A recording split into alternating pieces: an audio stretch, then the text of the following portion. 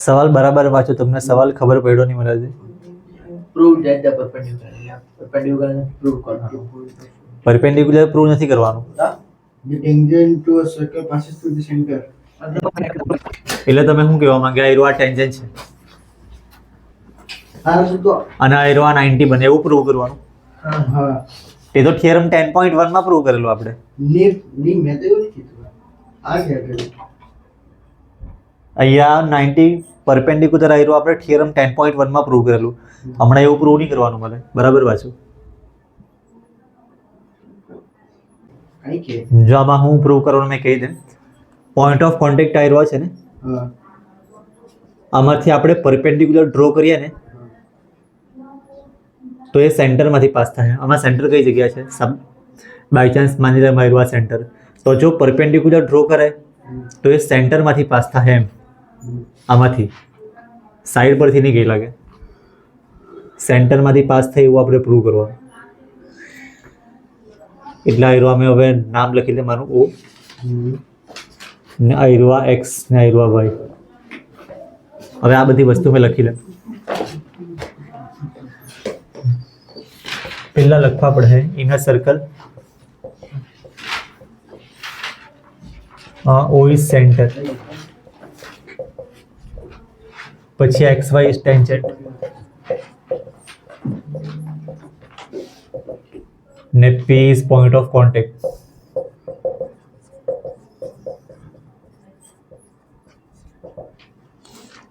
હવે આપણે આયરુઆ પ્રૂવ કરો ને, જોઈ લો અહીંયા આપણે પ્રૂવ કરવાનું આયરુઆ સેન્ટરમાંથી પાસ થાય તો છે ને, અને આપણે સારું એના સારું આપણે કંઈક ખોટું વસ્તુ એઝ્યુમ કરવા પડે, જેવી રીતના આપણે ચેપ્ટર 1 માં કરેલું.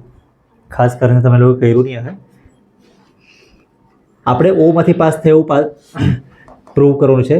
તો મેં માની લેમ કે બાય ચાન્સ ચાલો ઓ માંથી નહીં પાસ થયું અને સાઈડ પરથી નીકળી ગયું. હવે સાઈડ પરના પોઈન્ટનું મેં નામ લખી લેમ ઓ ડેશ. એટલે માની લે કે આમાંથી પાસ નહીં થયું અને પરપેન્ડિક્યુલર આમાંથી ગઈ લાગ્યો, તો હવે આ વસ્તુ છે ને લખવા બી પડે. લેટ પરપેન્ડિક્યુલર ઓ માંથી પાસ નથી થયું અને ઓ ડેશમાંથી પાસ થયું છે, તો એ લખું કેવી રીતના? મેં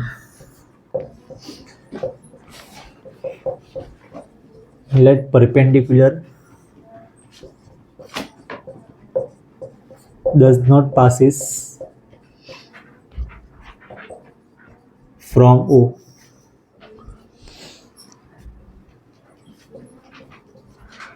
and passes from O dash. હા ને, જોઈ લો ને આયરો બરાબર. પરપેન્ડિક્યુલર ઓ માંથી પાસ નહીં થયો અને ઓ ડેશ માંથી પાસ થયો, આવું લખ્યું છે. હવે આયરો આ પરપેન્ડિક્યુલર છે ને, જોઈ લો ઉપર બી જોતા જાઓ તમે વીર. આયરો આ પરપેન્ડિક્યુલર છે, ઓ ડેશ માંથી પાસ થયેલું હોય એટલે એંગલ ઓ ડેશ પી વાય આ કેટલાનો બને? 90 નો બને. તમને 90 નો દેખાતો નહીં મળે અહીંયા એકચ્યુઅલી, પણ લખેલું છે ને પરપેન્ડિક્યુલર ઓ ડેશ માંથી પાસ થયો એટલે આયરો આ પરપેન્ડિક્યુલર જ છે બાય કન્સ્ટ્રક્શન. આપણે હમણાં ડ્રો કર્યું એના પરથી લખીને. અને થિયરમ 10.1 માં શું લખેલું હતું? થિયરમ 10.1 માં લખેલું હતું કે આયરિયા રેડિયસ અને ટેન્જન્ટ વચ્ચેનો એંગલ આયરો 90. હવે એનું મેં નામ બી લખી લે, angle OPY is equal to 90. આનું રીઝન થિયરમ 10.1, એટલે રીઝનમાં મેં આયરવા લખું angle between tangent and radius.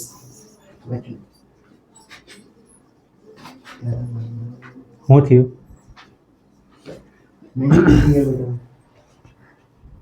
જો આ બે વસ્તુ બંને સેમ એંગલ, અલગ અલગ એંગલ છે ને. પહેલા મેં લખ્યું આયરો 90, એનું રીઝન કન્સ્ટ્રક્શન. પછી લખ્યું આયરો 90, એનું રીઝન થિયરમ 10.1. તો આ બંને એંગલ સેમ જ છે ને, બંનેમાં 90 લખ્યું છે એટલે ધેરફોર આ બંને એંગલ સેમ. એકવાર ડેશ વાળો એંગલ લખવાનો ને એકવાર ડેશ વગરનો. આ બંને એંગલ સેમ ક્યારે થાય? જ્યારે આ બંને પોઈન્ટ સેમ હોય ને તો જ.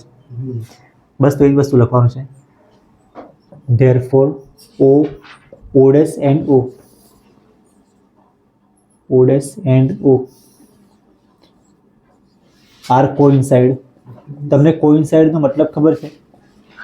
યસ, આ કોઇન્સાઇડ વર્ડ લખ્યો એનો મતલબ શું? આ જે શબ્દ લખ્યો છે ને વર્ડ, એનો મતલબ શું થાય? હા, એકના ઉપર એક. તમને છે ને થર્ડ ચેપ્ટરમાં આવેલું કોઇન્સિડન્ટ લાઈન, તમને થર્ડ ચેપ્ટરમાં આવેલું કોઇન્સિડન્ટ લાઈન, એના ઉપર એક લાઈન છે, એના ઉપર જ બીજી લાઈન. તો આ કોઇન્સાઇડ પોઈન્ટ છે, એનો મતલબ એક પોઈન્ટ છે એના ઉપર જ બીજો પોઈન્ટ, એટલે એકચ્યુઅલી એક જ પોઈન્ટ, સેમ જ પોઈન્ટ. એટલે લખ્યું છે આ કોઇન્સાઇડ, એનો મતલબ O and O dash and O are same point. Same point તો આપણે પ્રૂવ શું કરવાનું હતું? આપણે પ્રૂવ કરવાનું કે પરપેન્ડિક્યુલર સેન્ટરમાંથી પાસ થાય, અને આપણે ડ્રો કરેલું આમાંથી, પણ આ બંને સેમ જ છે ને, એટલે એકચ્યુઅલી સેન્ટરમાંથી જ પાસ થતો છે. એટલે therefore perpendicular passes from center. લખી લો.